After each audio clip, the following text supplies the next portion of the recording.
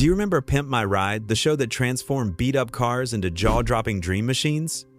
Ever wondered what happened to the faces behind those incredible makeovers, where they are now, and why they vanished from our screens? Join us as we reveal the heartbreak, loss, and struggles that each member had to endure after the camera stopped rolling. Number 1. Alcavitas, Big Al, Mavridis. Big Al Mavridis was the beating heart of Pimp My Ride UK, a larger-than-life mechanic whose booming voice and generous spirit made him impossible to forget. Working alongside host Tim Westwood, Big Al brought American muscle and Greek warmth to British television, converting American cars from left to right-hand drive and helping transform an old police van into a mobile recording studio. Fans knew him as The Boss, a nickname that captured both his authority in the garage and his commanding presence. But on the 12th of July 2019, everything changed. Big Al was celebrating his 59th birthday weekend at the Royal Oak pub near the Elthorne estate in Upper Holloway, London. It was supposed to be a night of laughter with friends. He'd been fixing up his flat, planning his future, dreaming of moving to Greece to care for his 7-year-old mother. Around 1 a.m., an altercation erupted. Words were exchanged. Then came 2 punches that would end a life. The second blow sent Big Al's head crashing against the concrete pavement. The impact fractured his skull and caused catastrophic bleeding in his brain. Neighbors woke to screaming. Doors banged open and shut in the darkness. By 6:40 a.m., police found Big Al with severe head injuries. He was rushed to an East London hospital where he slipped into a coma. For 18 agonizing days, his closest friend Jason Rice sat by his bedside watching the machines breathe for the man who had always been so full of life. On the 31st of July 2019, those machines were turned off. The gentle giant was gone. Tim Westwood's words captured what so many felt, heartbroken. Big Al possessed a heart of gold beneath that larger-than-life exterior. He was big and loud. You could hear him before you see him, said Rice.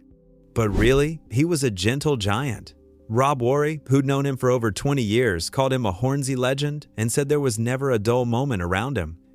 The mechanic who could transform any vehicle had been working to transform his own life, planning to reunite with his elderly mother in Greece to finally settle down after years of hard work. His sister Cleopatra had to deliver the devastating news to their mother in Greece. The scream could be heard throughout the neighborhood. At his funeral in a Greek Orthodox church, family and friends gathered to mourn a man whose death felt senseless. The Hells Angels even pledged to build a Harley in his memory. Big Al had ridden around on his beloved motorcycle. He called it Bad Boy, fixing it himself piece by piece at the local Euro car parts garage.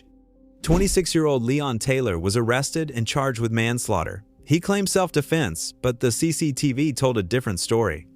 Big Al's legacy lives in the cars he touched and the lives he brightened, a reminder that behind every transformation on screen beat a human heart. Number 2. Xzibit. When Xzibit said "Yo Dawg" and welcomed MTV cameras into someone's beat-up ride, he was becoming the face of automotive transformation. The Detroit-born rapper wasn't just a host. He was the bridge between hip-hop culture and mainstream America, bringing warmth, humor, and undeniable charisma to every episode. For 6 seasons, Xzibit made Pimp My Ride must-see television, his smooth flow and quick wit turning car makeovers into appointment viewing. At the height of the show, he was earning nearly $500,000 a year. Life seemed limitless. Then came the 15th of May, 2008. Xzibit welcomed his son, Xavier Kingston Joyner, into the world. The baby arrived prematurely, his tiny lungs struggling to process oxygen on their own. For 11 days, Xzibit and Xavier's mother watched helplessly as their newborn fought for every breath. The medical team did everything possible, but Xavier's lungs simply weren't strong enough. At 3:30 a.m. on the 26th of May, 2008, baby Xavier passed away. "It is unnatural for a parent to bury a child," Xzibit wrote in a raw, heartbreaking announcement to his fans. The loss shattered him. For 6 years, he couldn't bring himself to return to the recording studio, telling Billboard that Xavier's death created a personal tragedy so profound it derailed everything. The pain was too deep, the silence too necessary. But grief wasn't finished with Xzibit yet. Shortly after losing his son, MTV canceled Pimp My Ride. The financial impact was immediate and brutal. In 2007, during the show's peak, Xzibit earned $497,175. By 2008, his income had collapsed to just $67,510, an 86% drop. His Woodland Hills, California home went into foreclosure. The bills piled up. The IRS came knocking. tax liens began to accumulate like storm clouds.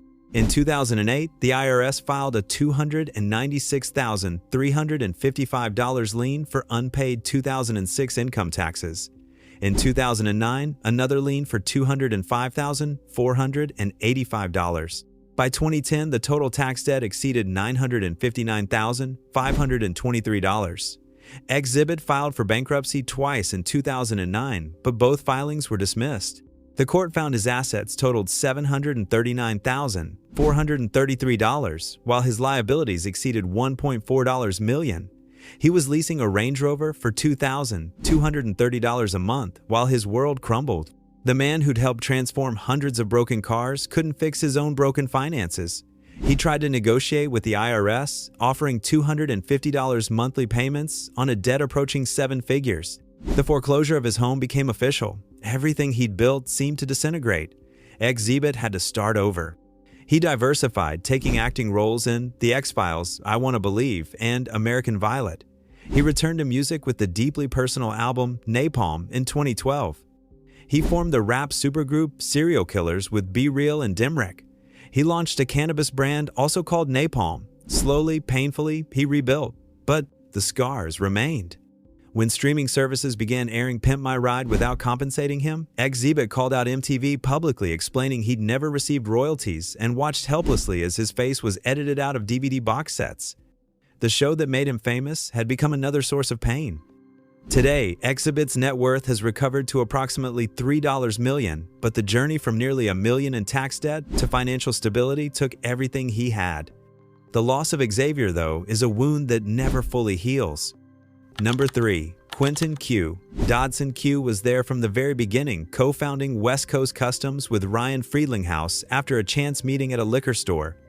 Working as a beer delivery driver, Q struck up a conversation with Ryan's father about custom cars. That conversation sparked a partnership that would change both their lives. As the sales manager and the face of West Coast Customs during Pimp My Ride's first 3 seasons, Q's easy camaraderie with Ryan captivated viewers. He was the bridge between the customer and the creative vision, making dreams feel possible. But after 3 seasons, Q felt the pull of bigger ambitions. He wanted to expand to build something of his own. He left Pimp My Ride to open Coast to Coast Customs, a rival custom shop intended to compete with the very business he'd helped create. The venture never gained traction. Next came Road Rage Transportation, a shipping business Q hoped would leverage his automotive connections. It floundered. He tried again with a chain of headlight restoration companies. They failed too. Every business venture seemed to crumble beneath his feet. The man who'd helped build one of the world's most famous custom shops couldn't replicate that success on his own. Q attempted a return to the automotive world by joining Galpin Autosports briefly, where he worked in VIP sales. It was notable but short-lived. He launched Cars Productions in New Orleans, pivoting to television and film production, but that too failed to gain momentum. He became a spokesperson for HR Headlight Restoration, posting sporadically on Instagram before going silent for years. Friends and former colleagues watched sadly as Q's career trajectory fell further and further from the heights of Pimp My Ride. His business acumen, once thought formidable, proved lacking without Ryan's vision and West Coast Customs infrastructure behind him. The automotive industry that had once embraced him now seemed to have moved on. In recent years, Q appeared in Still Pimpin', trying once more to recapture the magic that made him famous, but the shadow of his former glory looms large.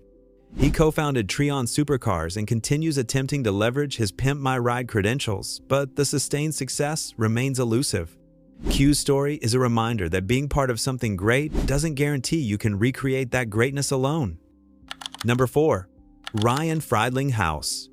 Ryan Friedlinghaus turned a $5,000 loan from his grandfather into West Coast Customs, a globally recognized automotive empire.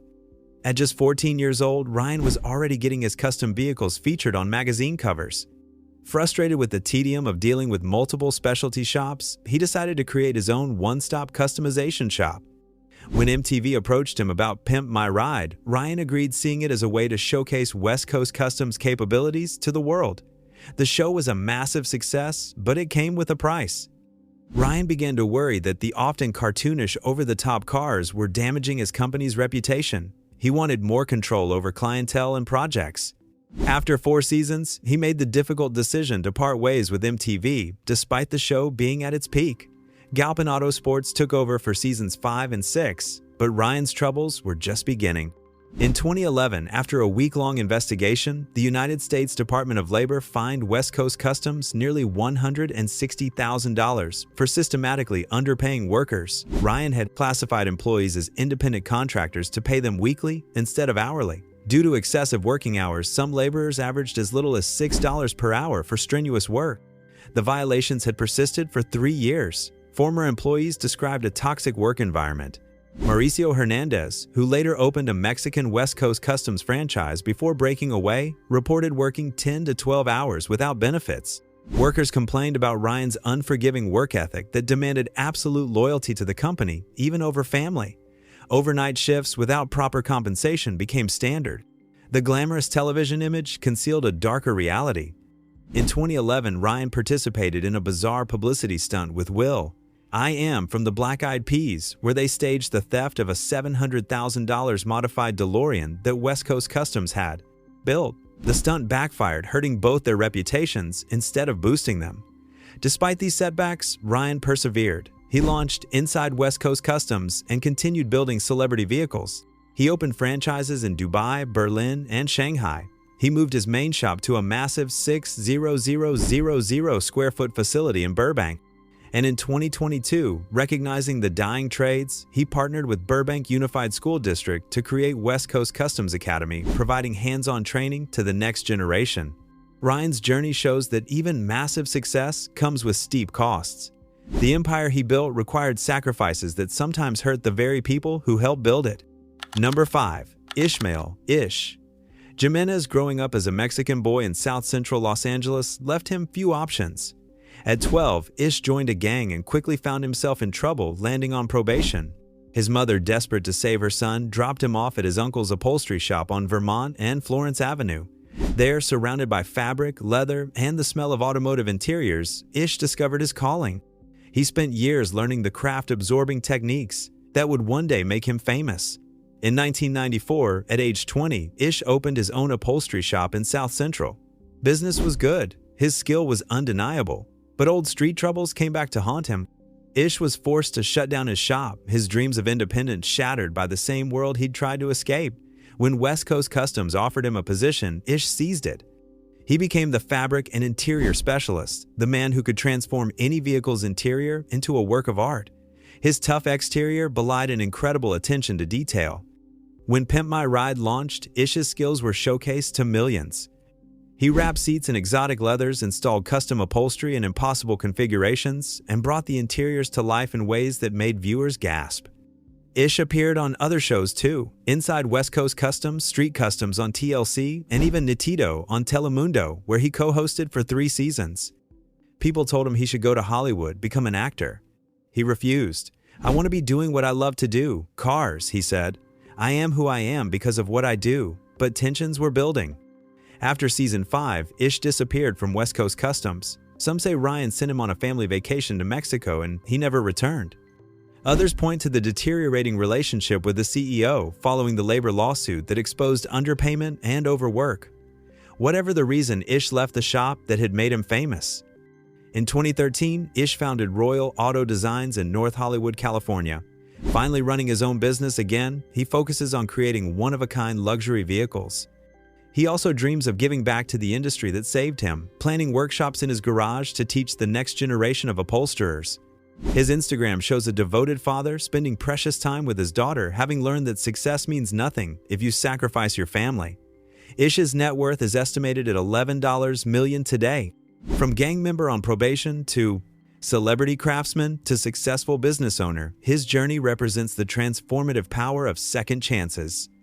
Number 6. Michael Mad Mike. Martin, long before Mad Mike became the electronics wizard on Pimp My Ride, he was a soldier. Serving as a radar operator and technician during Operation Desert Storm, Mike learned discipline, precision, and the value of seeing missions through to completion. Those military skills translated perfectly into automotive electronics when he transitioned to civilian life. Mike became known as the man with the plan and the wizard of wiring, capable of installing the most outrageous electronic systems imaginable.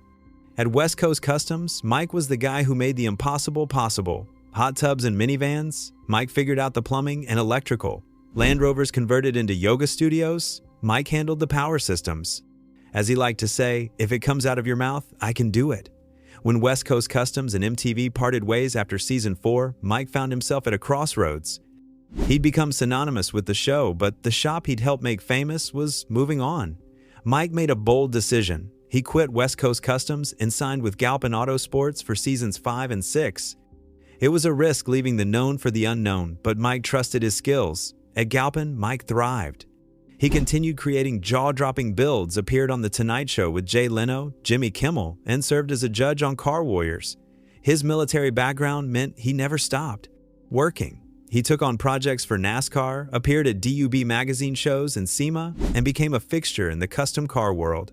Unlike some of his Pimp My Ride castmates, Mike never chased fame for its own sake. He remained at Galpin Autosports full-time, holding the position of customizing supervisor. He volunteered extensively with Disabled American Vets, Keep America Clean, Susan B., Komen Breast Cancer Foundation Sports for Exceptional Athletes, and the Make-A-Wish Foundation. Mad Mike's story is one of steady consistency. The military taught him that success comes from showing up, doing the work, and serving others. While drama swirled around him, Mike kept his head down and his hands busy. His career stands as testament to the power of dedication. If you found these stories meaningful, please consider subscribing to honor the cast members who brought joy into our homes. Share this video with someone who remembers watching Pimp My Ride and wondering what happened to the faces that made it special. Their stories deserve to be told.